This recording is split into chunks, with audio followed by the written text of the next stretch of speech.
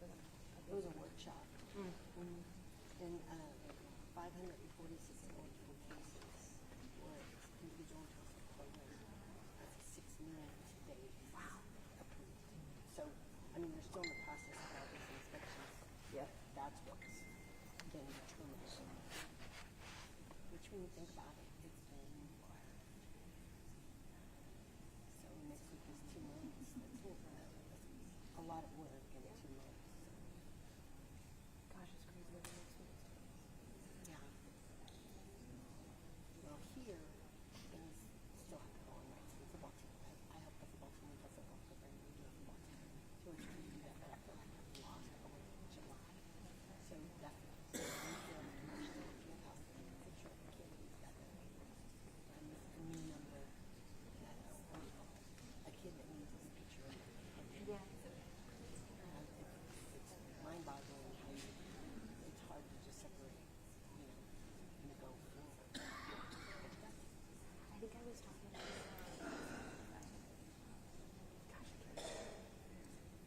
someone who was telling me it felt like July and August were so long. Yeah, I can see that. And so then it's like back into the swing thing. I feel like it was someone maybe at front ISD where they were just saying like Yeah. all that preparation. For sure, but yeah.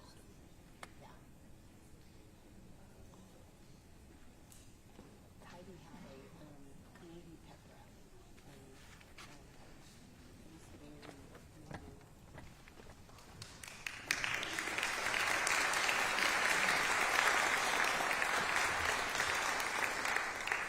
Thank you so much for being here. I sure wish we were here talking to each other under different circumstances.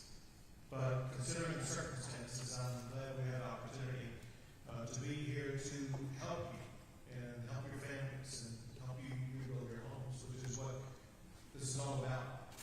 Before I get into some of the details about that, I want to introduce several people to you here today.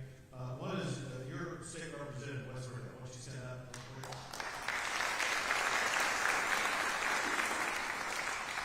Doing a great job, but kind of let me emphasize, there's several reasons why you have a state representative. One is to go vote in the capital legislation, but the other is to physically and actually represent you and to address your needs. The fact of the matter is, we're going to be addressing your needs in part today, and both the state and your local governments are going to be addressing your needs on an ongoing basis. But the other reality is you're going to face your own unique challenges. You need to make sure that if you cannot find an answer any other way, that you call and contact the office of West Verdell. It's his job task, it's his responsibility, representing this district, to be there to help you, to cut through the red tape. You know, one thing that occurs in life in general, one thing that occurs in the rebuilding process is red tape. Our collective goal is to cut through all that red tape, simplify this, make it go faster, make it go easier. I'm going to talk about ways we could do that, but one way to do that is through West Verdell. Second is the person who will talk after me is Nim Kidd. Nim Kidd is the chief of the Texas Division of Emergency Management. That's a long title. Let me tell you a little bit more about it. So the state and every state in the United States has a division or agency in charge of responding to emergencies.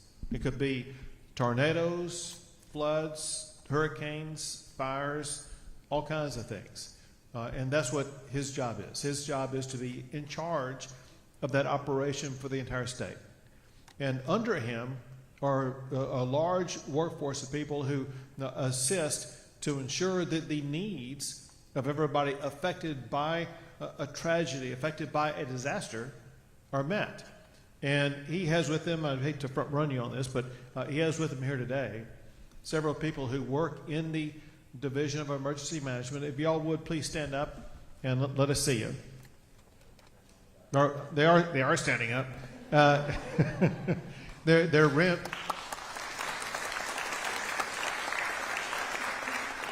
Looks like you have two colors of shirts on today. You got some white shirts and some blue navy shirts on. But they are in the back of the room, and they also, they have one job, and that's to help you. And we want to make sure that when you leave here today, that you feel like every need that you have is being met, every concern, challenge, whatever the case may be, is being met. And so, for one, you have Representative West Friedel. For another, you're going to have Chief Nimkid, who's going to be here. Third, you're going to have his team members who are in the back you can talk to. And then last, is it correct that there's going to be people out in the lobby who are able to assist out there? And that's what these folks, why don't y'all stand up?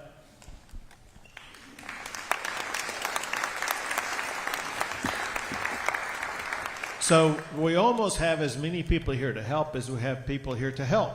And those are good numbers because we want to make sure that your needs are addressed. Let me tell you about that, but let me mention one other thing first. This is the worst flood in the history of Texas as it concerns the loss of life, definitely. And we're still working to address those concerns as well as continuing to search for 2 remaining people who are still lost. But we know the magnitude of the devastation that has occurred to this community.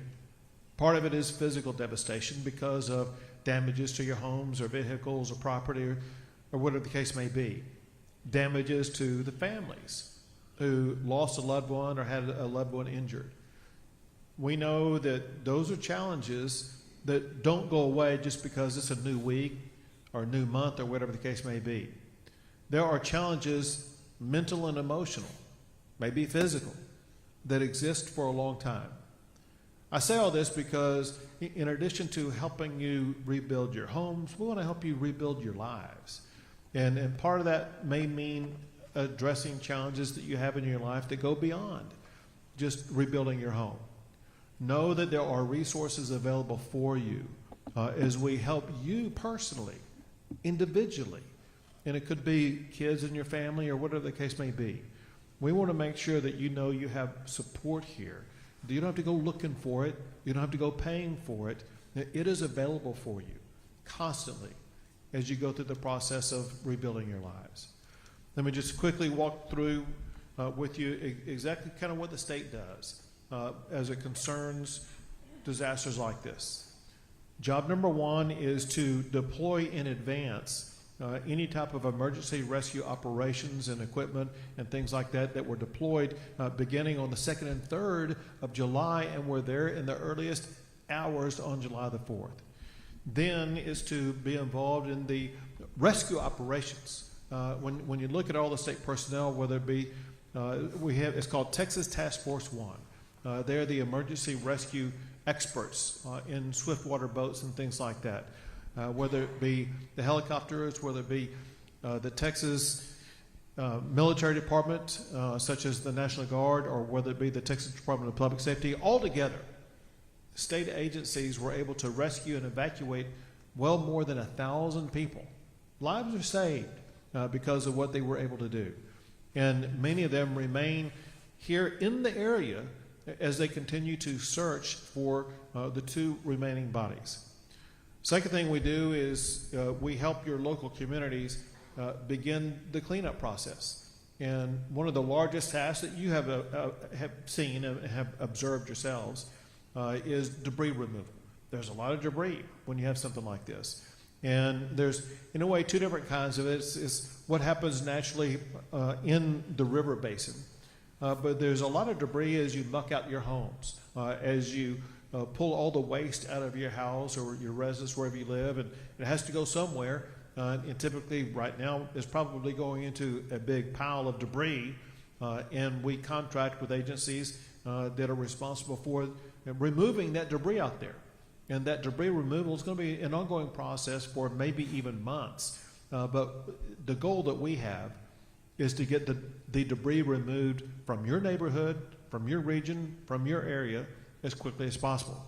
Here again is a way in which West Friedel can help. If you have if you say, man, we got debris that needs to be removed from location X, call Wes and he'll work to make sure we got a team out there removing it. Or call Nimkid or his team back here They're the ones who have these contracts with these debris removal agencies to make sure we will get it removed as quickly as we possibly can. And then we get to kind of what we're here to talk about today. Some of you had your homes completely destroyed. Others had damage, could be significant, maybe something less than significant. Many of you have challenges as we speak right now with regard to where you're living.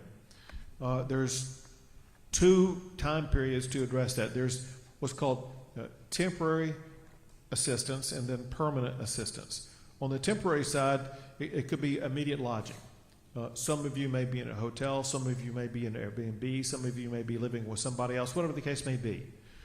We want to make sure that while your home is being rebuilt, that you have a place to live, and that place where you're living is paid for.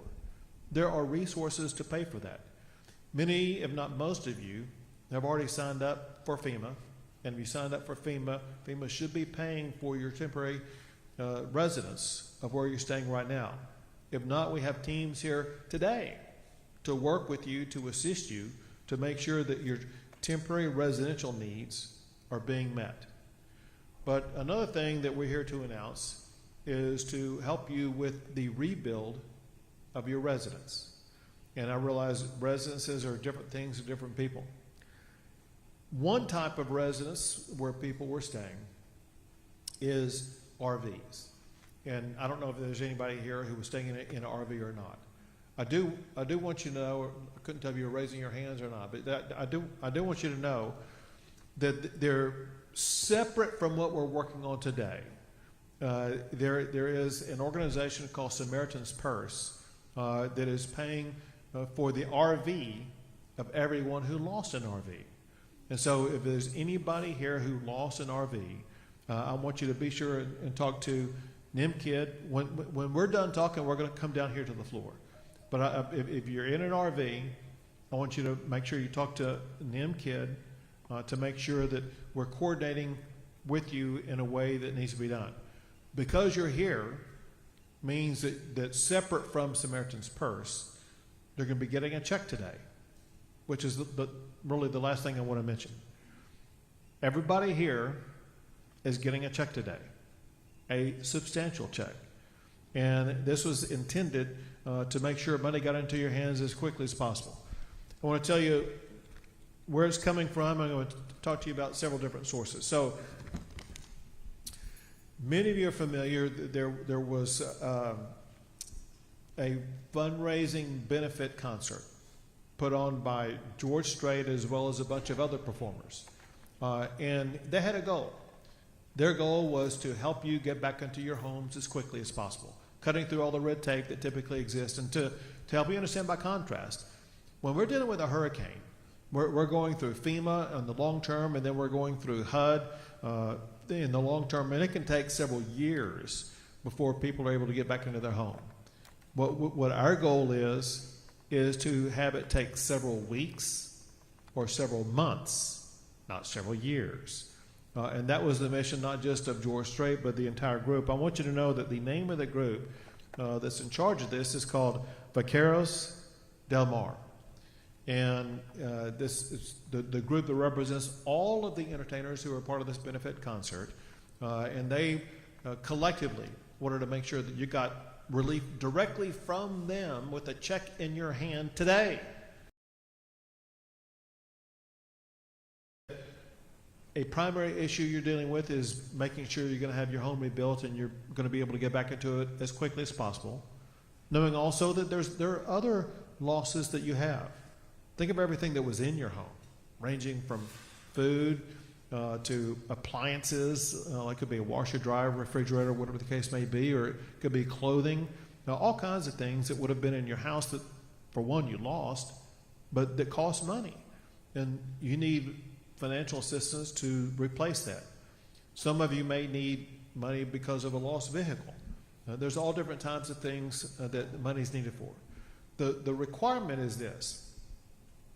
For charitable donations that are made from what's called a 501c3, this is kind of technical legal stuff, but they have to make sure the money is being provided to you for a loss that you sustained in a disaster. That's simple. Said it differently, this isn't money that you can take and go off to Las Vegas and have a good time or anything like that. This is here to help everybody rebuild their lives. There are two representatives from Vaqueros del Mar, and they're right here. We have Linda Bean and Diane Deanda. And here's the way this is going to happen. After I finish talking, Chief Kidd is going to visit with you a little bit. And then we're going to have everybody come down this aisle in alphabetical order. And they are going to present to you today money today. No one here is going to leave empty-handed. In fact, you're going to get a lot more than what you probably even know you're going to get to help you begin the process of rebuilding your lives. Knowing also that the amount you're getting today is to help kickstart that process. The reality is some of you have incurred a loss that may be like $5 or $10 or $15,000. Some of you had total devastation that may be over $100,000. What this organization is, their goal is to make sure every single one of you is going to have 100% of the money that you need to completely rebuild your home. And so this is not the last check that you will get unless this fully provides all the resources you need to rebuild. If you need more in the rebuilding process, know that it's their expectation, and it should be your expectation, that you're going to be able to come back and get additional funds to complete the rebuilding of your home. Last thing I want to talk about is put a couple of pieces of the puzzle together. Many of you probably heard something that we talked about last week. I'm sorry, not last week, this past Thursday.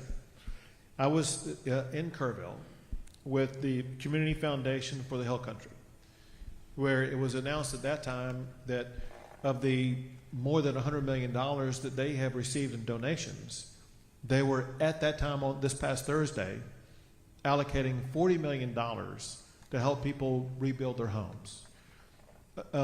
They are rebuilding, their primary goal is to address all homeowners who are not covered by the donations that you all are receiving. What the Vaqueros del Mar are doing, they're helping to rebuild the homes and lives of more than 100 of those who were affected by the flood. And what the Community Fund will be doing is helping all the others. Altogether, I believe there's far more than enough money to fully rebuild every home that was damaged in any way by the flood. There will be money left over, especially from the Community Fund. The money left over from the Community Fund will address several things. One, it will address things such as mental health. Two, they'll retain certain money to make sure that if future, let's say there wasn't enough money to go around to begin with, they'll be able to make sure that there will be enough money to help you finish out the rebuild of your house.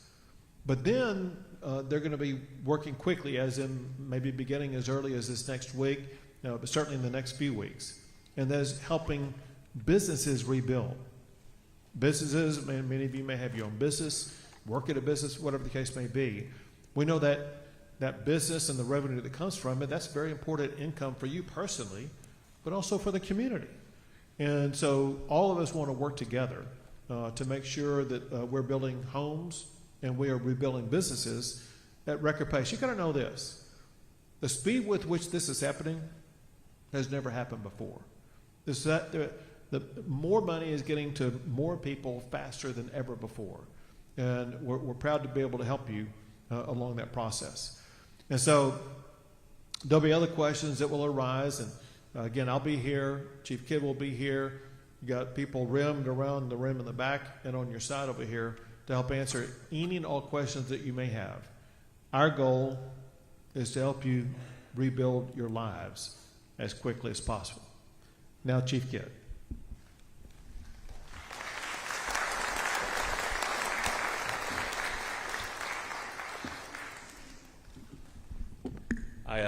I want to say thank you for allowing me to be here with you. My name is Nim Kidd, as the governor said. I'm the chief of TDIM, as you've heard, of the Division of Emergency Management. I know we all wanted to meet each other under different circumstances. And so our team is here to support you. We are not leaving you. We are here with you, and we will stay with you through this process. I want to tell you a little bit about my boss, the governor, and at some point, he's going to come down here, and he's going to want to meet with any one of you that wants to talk to him. And I'm asking you to tell him directly what you need from us. Yeah, I spent 21 years in the San Antonio Fire Department, and as a first responder, I would go out on a 911 call and meet a patient and ask them what their primary or chief complaint was and how could I help, and they would give me an answer. And then another firefighter or paramedic would come over and ask the same question, and they would get a different answer. That didn't mean that patient was lying or untruthful with me, and it didn't mean that I wasn't doing my job. It meant that there was a traumatic experience, and we're asking what we can do to help, and we have different recollections of what we need at different times. And that man knows that, and that man is here to ask you directly what you need in order to get back on your feet. And so I won't be in trouble if you tell him something different than you told me. Unless it's the 5th time he's told me to do it, then I'll be in trouble for that. But I want to share that story with you because he's genuine and he's sincere about this. I also want to thank our navigators. Would you all stand up or raise your hand again over there, all the navigators and support partners? Go ahead, please stand up, raise your hand.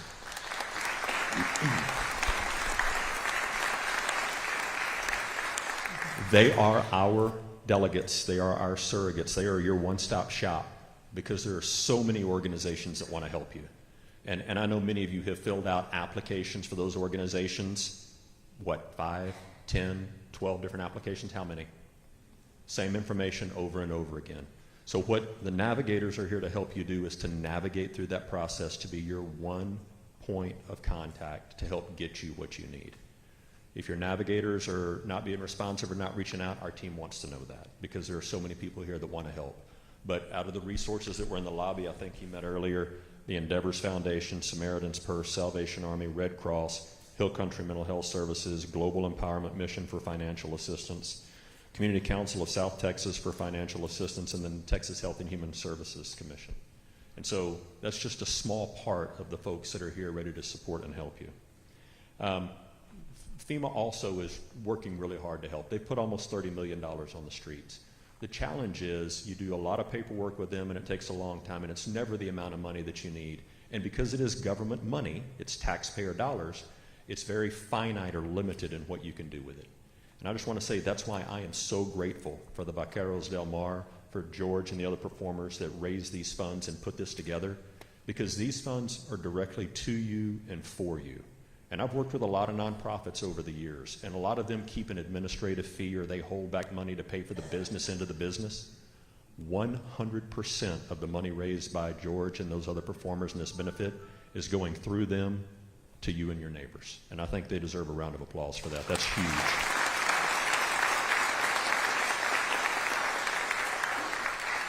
I want to quickly talk about next round rules. The governor mentioned this is not necessarily a one and done. There is more money out there that's coming. Your navigators, circling back to them, will be the ones to help you make sure you get what you need and who you need it from. So be sure to use them. And listen, I'm a lifelong Texan. I was born in Corsicana, raised in San Antonio. I'm as proud as they come. And I know this is a proud part of Texas. And we don't always like asking for help. I'm here to tell you there are a ton of people that want to help you. And asking for help is not weakness. It's what God put us all here together in this same place to do right here, right now. So if you have a need, we need to know what that need is. And then finally, I want to thank the rest of our faith-based organizations and our VOADs, the volunteer organizations that are active. They're not going away either. We are not leaving, and you are not alone. Now, I'm going to ask you for something. I need your help with this, okay? You ready? If your last name is A through J, I want you to line up, and A through J is going to walk out the back over there and come down that aisle and go see Miss Diane, A through J. If you are K through Z, you will line up and come down here and see Miss Linda. And then whenever y'all are done, if you want to speak with Governor Abbott, he will be sitting right down here. Thank y'all very much.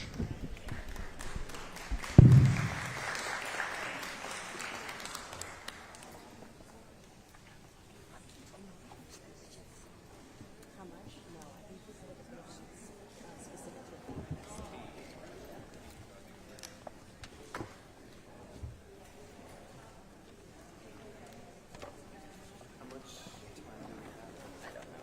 So here's my plan. I'm just gonna carry the camera sticks over there, set it down to plant the flag, and then I'll get my card. So, that's what I'm doing.